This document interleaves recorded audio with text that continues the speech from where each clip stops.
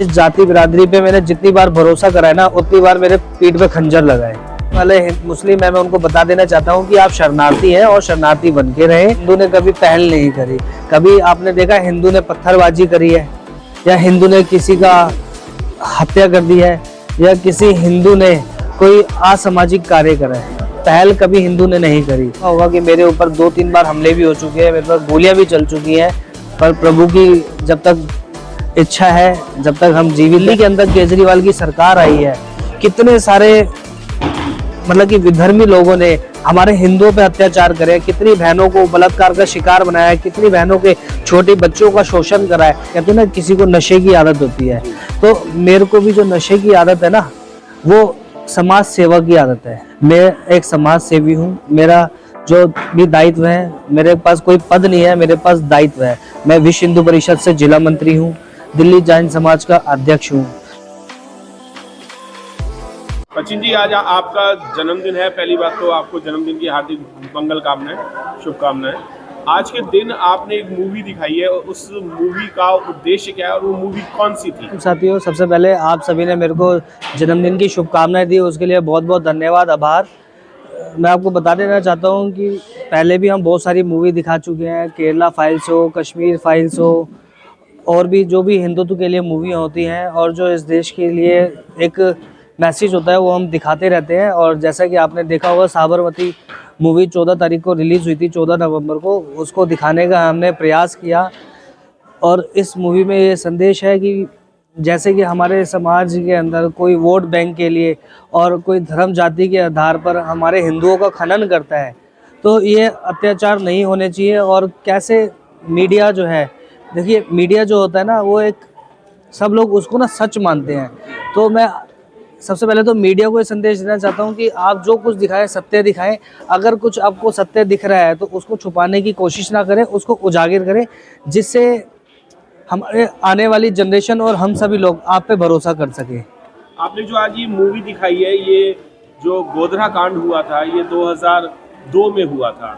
बिल्कुल 22 साल इसको बीत चुके हैं। अब इस मूवी को दिखाने का क्या उद्देश्य था? जिस भी हमारे डायरेक्टर ने ये मूवी बनाई है, देखिए हर एक चीज़ के लिए समय लगता है।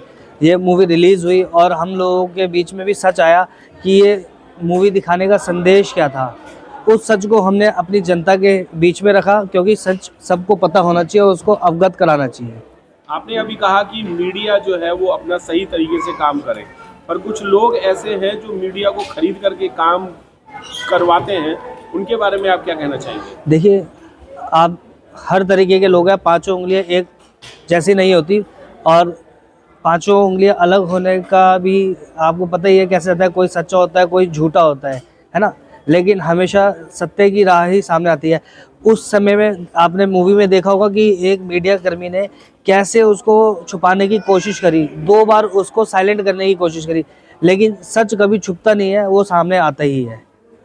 तो मीडिया भी क्या जातिवाद से ग्रसित है क्या? नहीं, मैं मीडिया के लिए नहीं कहना चाहूँगा। देखिए, मीडिया का इसमें बहुत ही छोटा रोल है। बस मेरा कथन ये है, मीडिया को मैं टारगेट नहीं करना चाहता, और कथन उस पर करना चाहता हूँ जो इस चीज़ को दबाने की कोशिश करते हैं, चंद पैसों के लिए, अपनी कुर्सी के लिए, अपनी राजनीति चमकाने के लिए। तो उन लोगों को मैं अवगत कराना चाहता हूं कि आप कितना भी झूठ बोलो, आपका सच हमेशा सामने आएगा और आएगा। जो लोग झूठे हैं वो कौन जाति के होते हैं या कौन से धर्म के होते हैं? देखिए, मैं इनडायरेक्टली बोलूं या डायरेक्टली, मेरे को समझ नहीं आ रहा। आपने कभी देखा होगा कि हिंदू ने कभी पहल नहीं करी। कभी आपने देखा हिंदू ने पत्थरबाजी करी है, या हिंदू ने किसी का हत्या कर दी है, या किसी हिंदू ने कोई असामाजिक कार्य करा है? पहल कभी हिंदू ने नहीं करी। हिंदू अपनी प्रोटेक्शन में आता है, तब भले ही कुछ ना कुछ गलत हो जाए, मतलब कि वो गलत नहीं कहूँगा, क्योंकि रामचंद्र जी ने भी जब सीता माता का हरण हुआ था, उन्होंने भी बाण उठाया था और रावण को ध्वस्त करा था। जी, अभी आपने एक बात भी कही थी, आपके कोई साथी सहयोगी थे जो आग केक काट रहे थे कि सबके घर में एक एक त्रिशूल होना चाहिए था।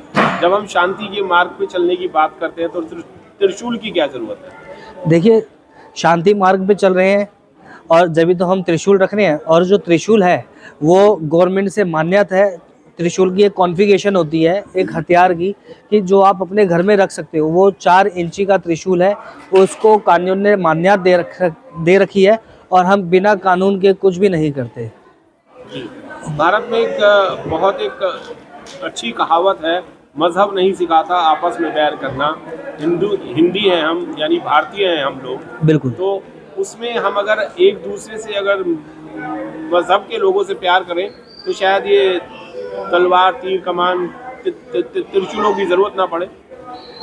देखिए, आपको पता होगा हम सबको क्या बोलते हैं, अपने भाइयों को भाई बोलते हैं और विधर्मियों को या अन्य जातियों को भाईजान बोलते हैं। हम भाई भी लगा रहे हैं और जान भी लगा रहे हैं, लेकिन वो हमारी जान तो ले रहे हैं, फिर भाई कहाँ से रह गए। तो वो हमारी जान की सुरक्षा नहीं कर रहे, बल्कि हमारी जान ही ले रहे हैं, तो वो भाई जान कहाँ से रहे। तो ये बहुत सोचने का विषय है। आपके जन्मदिन की पार्टी में मैंने कई सारे लोग ऐसे देखे जो अलग अलग धर्मों से भी थे, जैसे कि हिंदू भी थे, सिख भी थे और जैन भी थे और भी लोग थे, पर मोमडन भी थे क्या इसमें? नहीं, मेरे बहुत ही मतलब कि मेरे को नहीं लगता कि मेरे जो मुसलमान हैं, मतलब कि मेरे को उनसे कोई बैर नहीं है, लेकिन मेरे बहुत ही लिमिटेड अगर होंगे तो 1-2 लोगों से वास्ता होगा, नहीं तो नहीं है। क्योंकि मेरी अपनी ज़िंदगी का एक्सपीरियंस है, मतलब कि इस जाति बिरादरी पे मैंने जितनी बार भरोसा करा है ना, उतनी बार मेरे पीठ पे खंजर लगा है। बहुत सारी चीज़ें ऐसी हुई है, मैं आपके सामने नहीं लाना चाहता, मतलब कि हमेशा मेरे को धोखा ही हासिल हुआ है और इसका पूरा प्रमाण है मेरे पास। और सत्य बता रहा हूँ मैं कि मतलब कि जितनी बार इन लोगों पे मैंने भरोसा करा ना, उतना बार मेरा भरोसा टूटा है। आप राजनीतिक हैं। सचिन जैन जी जो है वो करोल बाग विधानसभा से भी जो देखने में आया कि पूर्ण तरीके से विधानसभा इलेक्शन के लिए भी फाइट करने के लिए आप कोशिश कर रहे हैं। नहीं, पर अगर आप इस तरीके से ये राजनीति सत्य में नहीं है। आकर के- सबसे पहले मैं बता देना चाहता हूँ कि जो हमारी सीट है वो एससी सीट है, तो इसमें तो कटाश है ही, साफ सीधी बात। और ना ही मेरा कोई ऐसा विचार है। मैं एक समाज सेवी हूँ। मेरा जो भी दायित्व है, मेरे पास कोई पद नहीं है, मेरे पास दायित्व है। मैं विश्व हिंदू परिषद से जिला मंत्री हूँ, दिल्ली जैन समाज का अध्यक्ष हूँ। मेरे पे कोई भाजपा का दायित्व नहीं है। मेरे पे सारे जितने भी दायित्व हैं वो एक धार्मिक और संस्था से रिलेटेड है। और मेरे को मतलब कहते हैं ना, किसी को नशे की आदत होती है, तो मेरे को भी जो नशे की आदत है ना, वो समाज सेवा की आदत है। चाहे वो गौ रक्षा हो, चाहे किसी की घर वापसी करानी हो, ये एक मेरे को नशा है देशभक्ति का। और मैं अपने देश के लिए कुछ भी करने को तैयार हूँ। और पहले भी आपने न्यूज़ों में देखा होगा कि मेरे ऊपर 2-3 बार हमले भी हो चुके हैं, मेरे पास गोलियां भी चल चुकी हैं। पर प्रभु की जब तक इच्छा है, जब तक हम जीवित हैं, जब तक उन्होंने सांस दे रखी है, जब तक हम इच्छित। जी, जैसे कि अभी आपने कहा कि आप समाज सेवी हैं और आपको समाज की सेवा करने का बहुत अच्छा अनुभव भी है, इंटरेस्ट भी है। बिल्कुल। जिनको इंटरेस्ट होता है वही ये काम करते जी। हैं। मुस्लिम समाज के अलावा कोई और समाज भी, अगर मुस्लिम समाज और कोई अन्य समाज भी अगर आपसे कोई हेल्प लेने आए तो क्या आप उनके लिए आगे रहेंगे? बिल्कुल रहेंगे। और इस चीज़ का मैं उदाहरण भी देना चाहता हूँ। कोरोना काल के अंदर जब कोरोना आया था, तो मैंने एक भी दिन अपने घर पे नहीं बैठा था। विश्व हिंदू परिषद के बैनर तले और विश्व हिंदू परिषद के संज्ञान के अंदर मैंने निःशुल्क सैनिटाइजेशन करी, निःशुल्क भोजन वितरण करा। पूरे दिल्ली के अंदर जहाँ से भी मुझे कॉल आती थी कि मेरे घर में कोरोना ग्रस्त परिवार है हमारा, और हमारे घर में कोरोना हुआ है और हमें सैनिटाइजेशन की ज़रूरत है, हमने निस्वार्थ भाव से उनके घर पे जो है सैनिटाइजेशन करी। और मैंने खुद अपने हाथों से भी सैनिटाइजेशन करी और मेरी टीम ने भी करी है। तो उसके अंदर ये कहना नहीं है कि भाई मैंने कोई कॉल पे ये नहीं देखा था कि वो हिंदू है या मुसलमान है या किसी जाति का। मैंने देखा था कि वो हमारा हिंदुस्तान का नागरिक है, वो हमारा भारतीय है, और एक भारतीय का के लिए खड़ा होना बहुत ज़रूरी है। और हमने अपने देश धर्म का फ़र्ज़ निभाया है। सर, जिस तरह से फिल्म दिखाई आपने हिंदू मुसलमान, तो मतलब एक फिल्म में टारगेट किया गया है कि मुसलमान हिंसक है, कुछ भी करवा सकता है, ट्रेन में आएगा इस तरह से। तो अब देश का मुसलमान कहाँ जाएगा? देखिए, सबसे पहले मैं बता देना चाहता हूँ, इसका नाम क्या है, हिंदुस्तान। ये और पाकिस्तान, ठीक है, पाक और स्थान, पाकिस्तान। जब हमारा हिंदू मुसलमान का बंटवारा हुआ था 1947 में, तो यही कहा गया था कि जितने भी हिंदू हैं वो हिंदुस्तान में रहेंगे और जितने भी पाकिस्तानी हैं वो पाकिस्तान में रहेंगे। लेकिन हमने जो हमारे मुस्लिम भाई यहाँ पे रह गए थे उनको हमने शरण दी और उनको बहुत अच्छे से रखा है और उनके लिए हमेशा हम खड़े हैं। लेकिन जो यहाँ पे रहने वाले मुस्लिम हैं, मैं उनको बता देना चाहता हूँ कि आप शरणार्थी हैं और शरणार्थी बन के रहें और हमेशा हम आपके साथ खड़े हैं। देखिए, सबसे पहले पहल करते नहीं है, दूल हम छोड़ते नहीं हैं।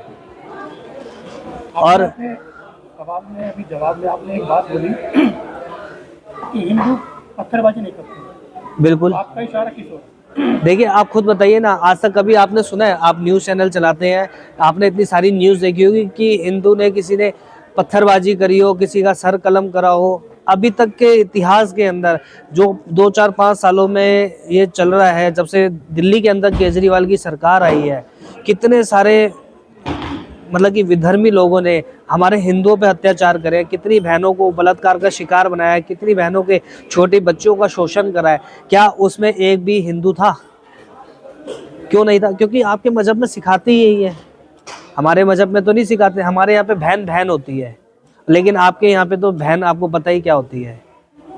सर राजस्थान में देखा जाए तो वहाँ पर दलित बनाम हिंदू, मतलब दलित बनाम हिंदू होता है। देखिए, उसका भी मैं विषय बता दूँ, क्योंकि ज़्यादातर अत्याचार करते हैं, उसको घड़े से पानी छूने से कर दिया जाता है, कभी मुंह से मार दिया जाता है, कभी घोड़ी से उतारते हैं। देखिए ये सब हमारे हिंदू भाई नहीं करते एक दूसरे पे, ये विधर्मी लोग ही करते हैं। हमारे लिए तो लोग हैं वो हिंदू हम तो समरस, देखिए दलित लोग जो है सभी सनातनी है, चाहे वो हिंदू हो चाहे वो सिख हो, सब सनातनी है। और भारत में हाँ जी, कभी आपने देखा कि किसी हिंदू ने किसी को रोका है? आपने देखा होगा वहाँ पे मीना लोग रहते हैं, गुर्जर लोग रहते हैं। देखिए आप, हमारे यहाँ पे तो कोई बैरकशी नहीं है कि आप मूछें रखिए कुछ भी रखिए, कभी हिंदू ने किसी को नहीं रोका होगा।